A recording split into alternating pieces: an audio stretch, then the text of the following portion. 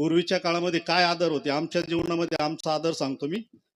शिक्षकांनी जर मारलं शाळेत आणि शिक्षकांनी मारल्यानंतर जर आपण रडत गेलो घरी तर घरचे म्हणायचे आजूक ठोकायला पाहिजे आता.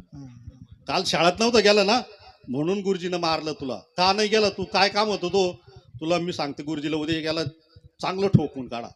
म्हणजे ही तक्रार घेऊन गेला का ती त्यांच्याकडे तक्रार घेऊन जायचे याला नाही उद्या चांगला चोपून काढा. आणि असं म्हटलं की याची गाळगुंडीच व्हायची. हा म्हणतो तक्रार सांगणं चुकीचं आहे त्यापेक्षा तो तिकडे सांगत नव्हता इकडे गपचूप मार खाऊन घ्यायचं.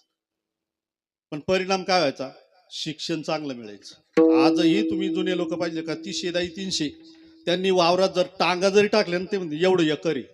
आता कॅल्क्युलेटर घेईल हे घेईल ते घेईल ते घेईल तरी त्याला मेळ लागत नाही. किती गुंठे कमी भरले 10-5 गुंठ्याचं घोळच. आणि त्यांनी टांगा जरी टाकल्या तरी म्हणायचे एवढं एकर भरायलाच पाहिजे आणि भरतच होत.